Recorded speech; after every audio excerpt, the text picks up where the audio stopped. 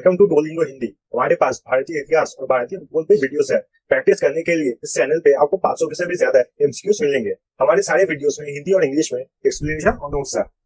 Welcome everyone. Indian geography में आज हम लोग देखेंगे टेक्सटाइल इंडस्ट्री। तो जो इंडस्ट्री इसका सीरीज स्टार्ट है उसका लास्ट चैप्टर है टेक्सटाइल इंडस्ट्री। इंडियन ज्योग्राफी में भी लास्ट चैप्टर है आपका टेक्सटाइल इंडस्ट्री। इसके बाद इंडियन ज्योग्राफी कंप्लीट हो जाएगा। फिर हम लोग प्रैक्टिस करेंगे अपना 150 एमसीक्यू का सीरीज, और उससे आपका जितना भी डाउट्स है इंडियन ज्योग्राफी के बारे में पूरी तरीके से हट जाएगा और आपको आपका इंडियन ज्योग्राफी का प्रिपरेशन अच्छे तरीके से हो जाएगा।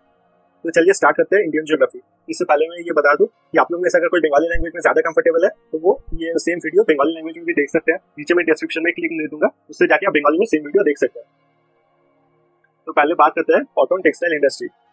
टेक्सटाइल इंडस्ट्री की बात करने से पहले इंडिया जब ब्रिटिश रूल के अंडर था उस वक्त की बात करते हैं। जब स्टार्टिंग में ब्रिटिश रूल इंडिया में स्टार्ट हुआ तो वहाँ के जितने फॉरेन राइटर्स है वो सब अपनी किताबों में लिखते थे कि मेरी वाइफ है उनके पास इतने सारे सिल्क और कॉटन के सामान है और कपड़े हैं कि मेरे पास कपड़े रखने के लिए अलमारी में जगह नहीं है, तो मुझे अपना कपड़ा जो है वो सूटकेस में रखना पड़ रहा है। इससे जो ब्रिटिश ऑफिशियल थे वो काफी गुस्सा हुए कि कैसे कोई एक जो उनके गुलाम है वो कैसे उनसे आगे बढ़ सकते हैं, और इसलिए उन्होंने सिस्टमैटिक तरीके से पूरा जो कॉटन टेक्सटाइल इंडस्ट्री है और सिल्क इंडस्ट्री पूरे तरीके से उन्होंने खत्म कर दिया था।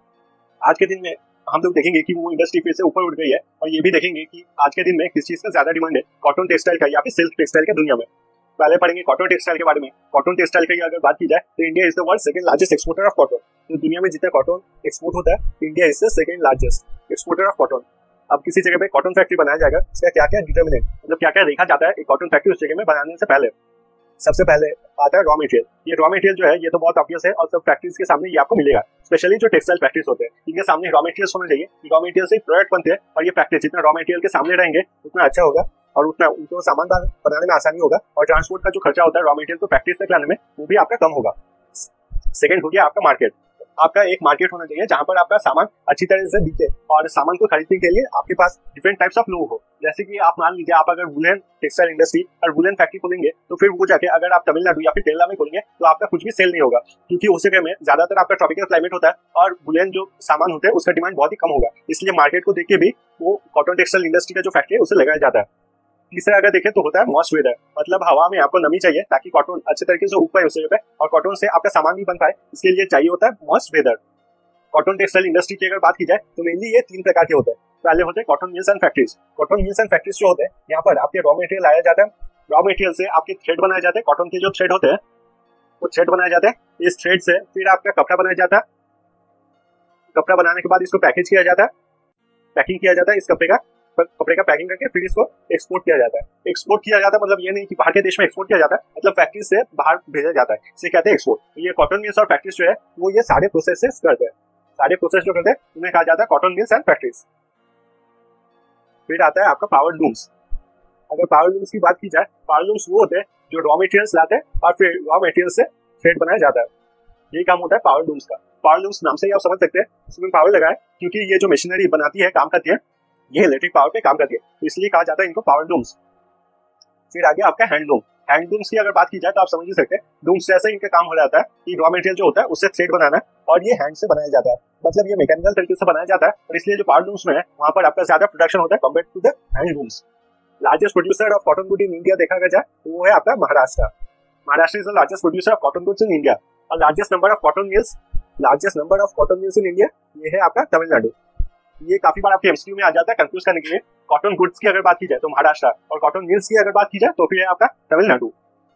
कॉटन सिटी बुलाया जाता है आपके अकोला को, जो कि आपके महाराष्ट्र में। तो कॉटन सिटी किसको बुलाया जाता है तो फिर अकोला को, जो कि आपके महाराष्ट्र में। अब हम लोग देखेंगे डिसएडवांटेजेस, क्या क्या डिसएडवांटेजेस रहते हैं इस कॉटन फैक्ट्रीज को। पहले है आपके सिंथेटिक फाइबर। सिंथेटिक फाइबर आपको जैसा पता है काफी सस्ते में मिल जाता है, और जो प्रोडक्ट भी बनता है वो भी काफी सस्ते में होता है, इसलिए इसे बहुत ज्यादा यूज किया जाता है कंपेयर टू कॉटन, जो कंपेरेटिवली आपका महंगा होता है फ्रॉम द सिंथेटिक कपड़े। आपको पता ही है जो सिंथेटिक कपड़े होते हैं उससे महंगा होता है आपके कॉटन का कपड़ा, और सिंथेटिक का कपड़ा बहुत बुरे क्वालिटी का होता है और स्किन के लिए भी बुरा होता है, पर वो सस्ते में मिलता है इसलिए बहुत जन लोग उसको यूज करते हैं। तो पहला प्रॉब्लम हो गया इसे सिंथेटिक फाइबर। दूसरा अगर इसका प्रॉब्लम देखा जाए तो फिर है पुराना मशीनरी। जैसा कि मैंने बताया कि ओल्ड लूम्स को अभी तक इंडिया में यूज किया जाता है और यहाँ पर हैंडलूम्स यूज किया जाता है, जिससे प्रोडक्ट आपके स्लो तरीके से बनता है, और बाहर के देशों से जब हम लोग कॉम्पिटिशन करते हैं तब इसी की वजह से हम लोग पीछे चले जाते हैं। अब देखेंगे हम लोग जूट टेक्सटाइल इंडस्ट्री। ये जूट टेक्सटाइल इंडस्ट्री समझने से पहले कुछ और आप लोग को जान लेना चाहिए, तो आप लोग को ये जो जूट इंडस्ट्री है वो आसानी से समझ में आएगा। तो अगर पहले बात करें 1947 के पहले जो आपका गंगा का डेल्टा रीजन था, गंगा सुंदरवन डेल्टा रीजन, वहां पर आपका जूट प्रोडक्शन बहुत ज्यादा होता था। बांग्लादेश एरिया में जो है वहाँ पर आपका रॉ मटेरियल काफी ज्यादा मिलता था, और कोलकाता का जो एरिया है वहाँ पर सारे जो फैक्ट्रीज होते थे यहीं पर आपके मिलते थे कोलकाता एरिया में जूट के रॉ मटेरियल्स की फैक्ट्रीज। तो क्या होता था, जो रॉ मटेरियल्स है वो सब आपके कोलकाता में भेजा जाता था, वहां से आपका प्रोडक्ट बनता था और बाहर एक्सपोर्ट किया जाता था। 1947 में क्या हुआ, इंडिया को डिवाइड कर दिया गया। इंडिया को जब डिवाइड किया गया, इंडिया और बांग्लादेश बन गया, और उस टाइम पे बांग्लादेश नहीं था, उस टाइम पे क्या था, उस टाइम पे आपका पाकिस्तान था। तो पाकिस्तान से ज्यादा आपका जो सामान है उसको एक्सपोर्ट नहीं किया जाता था इंडिया में, और बहुत सारे रूल्स और रेगुलेशंस लाए जाते थे। इसलिए जो फैक्ट्रीज बने हुए थे जूट की फैक्ट्रीज, वहां पर आपका रॉ मटेरियल मिलता नहीं था, और इसके लिए बहुत सारी फैक्ट्रीज बंद हो गए थे। अब पढ़ते हैं जूट टेक्सटाइल इंडस्ट्री के बारे में। जूट टेक्सटाइल इंडस्ट्री के बारे में बात की जाए तो India is the second largest exporter of jute goods in the world. आप यहाँ पर देखिए सेकंड लार्जेस्ट इंपोर्टर और सबसे बड़ा इंपोर्टर कौन है, तो वो है आपका बांग्लादेश। सबसे बड़ा सबसे बड़ा एक्सपोर्टर है आपका बांग्लादेश। वहीं पे आपका सारा रॉ मटेरियल मिलता है। इसे सनसेट इंडस्ट्री भी कहा जाता है। अब इंडस्ट्री को आप समझिए, अगर ब्रॉडली देखा जाए तो दो तरीके से डिवाइड किया जाता है। एक होता है आपका सनराइज, एक होता है आपका सनराइज इंडस्ट्री, और दूसरा होता है आपका सनसेट इंडस्ट्री। सनसेट इंडस्ट्री वो होते हैं जहां पर आस्ते आस्ते इंडस्ट्री डूब रहा है और आस्ते आस्ते वो खत्म होने वाला है। आप नाम से ही समझ सकते हैं सनसेट इंडस्ट्री। और सनराइज इंडस्ट्री ठीक उसका उल्टा है, जो इंडस्ट्री आस्ते आस्ते डिमांड में आ रही है और भी ज्यादा एक्सपैंड कर रही है। आप समझ सकते हैं इसको सनसेट इंडस्ट्री क्यों बोला जाता है, कि इसके जो प्रोडक्ट है, प्रोडक्ट के लिए जो रॉ मटेरियल चाहिए वो बांग्लादेश में रह गया, और यहाँ पर जितने इंडस्ट्रीज रह गए आपके कोलकाता में, इंडिया में, वो सब आपके आस्ते आस्ते बंद होने लगे।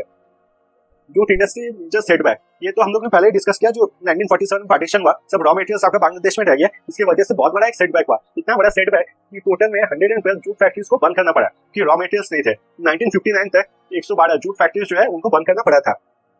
वेस्ट बंगाल में अगर देखा जाए तो पूरा इंडिया में जितना जूट प्रोडक्शन होना, उसका 70% जूट प्रोडक्शन तो सिर्फ वेस्ट बंगाल में हो जाता है। क्योंकि वेस्ट बंगाल में, जैसा मैंने बताया था, कि गंगा डेल्टा सुंदरबन एरिया का जो है वहीं पे आपका जूट प्रोडक्शन होता है पूरे इंडिया में सबसे ज्यादा, और वहीं पे आपका वेस्ट बंगाल का पार्ट है थोड़ा सा, तो वहीं पे आपका जूट प्रोडक्शन होता है। जूट फैक्ट्री की अगर रिक्वायरमेंट देखा जाए तो पहला उसका रिक्वायरमेंट है अवेलेबिलिटी ऑफ रॉ मटेरियल्स। ये तो सारे फैक्ट्रीज में सेम रहेगा, अवेलेबिलिटी ऑफ रॉ मटेरियल्स, कि रॉ मटेरियल्स चाहिए होता है प्रोडक्ट बनाने के लिए। फिर आता है availability of electricity, second number पे आता है आपका अवेलेबिलिटी ऑफ इलेक्ट्रिसिटी। इलेक्ट्रिसिटी अगर देखा जाए, कोलकाता में काफी ज्यादा इलेक्ट्रिसिटी प्रोवाइड होता है और इलेक्ट्रिसिटी में कोई प्रॉब्लम नहीं होता। अगर हम लोग देखें तो हाइड्रो इलेक्ट्रिसिटी भी उसको मिलता है through the Damodar valley corporation, और आपको थर्मल पावर भी मिलता है थ्रू द रानीगंज कोलफील्ड। तो हाइड्रो इलेक्ट्रिसिटी उसे काफी आसानी से मिलता है। जैसे आपका हाइड्रो इलेक्ट्रिसिटी पानी से जो इलेक्ट्रिसिटी मिलता है, और थर्मल पावर से भी उसको आसानी से इलेक्ट्रिसिटी मिल जाता है। इलेक्ट्रिसिटी में तो इसको कोई प्रॉब्लम नहीं होता। फिर उसको export facility at the post, तो आपको पता ही है कोलकाता में आपका पोर्ट है और वहां पर एक्सपोर्ट करने में कोई भी किसी भी तरीके का प्रॉब्लम नहीं होता है। सिर्फ एक ही प्रॉब्लम होता है, अवेलेबिलिटी ऑफ रॉ मटेरियल्स। और दूसरा जो प्रॉब्लम हो रहा है वो होता है डिमांड। क्योंकि आप अगर पहले का देखें, पहले जो यूज होते थे सामान ले जाने के लिए, जैसे चावल की बोरी या फिर आटे की बोरी जो होते थे, वो सब जूट बैग से बनाए जाते थे। पर अभी आप जितना देखेंगे वो सब प्लास्टिक बैग से बनाए जाते हैं। सही यही कारण होता है कि प्लास्टिक बैग जूट बैग से कंपैरेटिवली सस्ता होता है। और प्लास्टिक बैग जो होता है एनवायरमेंट के लिए बहुत ही ज्यादा बुरा होता है, और बिजनेसमैन तो ये नहीं देखते, वो सिर्फ देखते हैं अपना प्रॉफिट। इसलिए ज्यादातर राइस कंपनी जो है वहां पर आपके प्लास्टिक बैग यूज किए जाते हैं। प्लास्टिक बैग क्योंकि यूज किए जाते हैं तो जूट का जो डिमांड है वो भी आपका यहाँ पर कम हो जाता है। फिर हम लोग अगर देखें तो जूट का जो मेन डिमांड है वो आपका होता है आपके यूएसए में और रशिया में। इन दोनों जगह पे आपका जूट का जो डिमांड है वो आपका ज्यादा होता है। ये क्यों होता है वो समझते हैं, क्योंकि अगर आप देखें तो यूएसए और रशिया बहुत ही एक ठंडा एरिया है और ये बहुत ही ठंडा कंट्रीज है, और जूट जो है वो बहुत अच्छा आपका इंसुलेटिंग मटेरियल है। इंसुलेटिंग मटेरियल मतलब वो ना ही गर्मी को बाहर जाने देता है, ना ही बाहर की गर्मी को अंदर आने देता है। इसलिए आप लोग देखेंगे जो बर्फ के ब्लॉक्स रास्ते में रहते हैं उन सबको जूट से कवर किया जाता है, जूट के बैग में रखा जाता है। इसका यही कारण होता है कि वो अंदर का जो कोल्ड मटेरियल है उसको ज्यादा देर तक ठंडा रख पाता है। और वैसे अगर हम लोग जूट के कपड़े पहनेंगे तो फिर हम लोग ज्यादा टाइम तक गर्म रह पाएंगे, और हम लोग का बॉडी का जो टेम्परेचर गर्म है वो बाहर के ठंडे टेम्परेचर से चेंज नहीं होगा और हम लोग गर्म रह पाएंगे। इसलिए आपके सबसे ज्यादा इंपोर्ट अगर करते हैं दो कंट्रीज, वो है यूएसए और आप दूसरा कंट्री आपका रशिया। फिर आता है आपका woollen textile industry. Woollen textile industry की अगर बात की जाए तो one of the oldest industries of India. तो टेक्सटाइल इंडस्ट्री में हम लोग काफी आगे थे, तो हम लोग मेनली जो पढ़ते हैं वो आपकी कॉटन टेक्सटाइल के बारे में और सिल्क टेक्सटाइल के बारे में। पर वुलन टेक्सटाइल भी काफी सालों से काफी पुराना इंडस्ट्री है इंडिया में। This industry has made great development in the recent years में यहाँ पर जितने वुलन इंडस्ट्रीज में है उन सब में काफी आपके डेवलपमेंट हुआ है। Considered as one of the sunrising industry. इससे पहले हम लोग ने सनसेट इंडस्ट्री पढ़ा था, उसका ठीक उल्टा होता है सनराइजिंग इंडस्ट्री।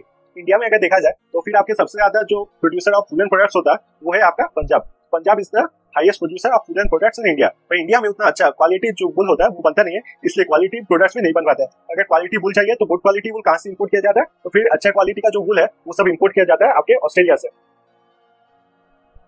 अगर देखा जाए सबसे ज्यादा वुल इंपोर्ट कौन कंट्रीज करते तो वो है यूएसए और यूरोपियन कंट्रीज।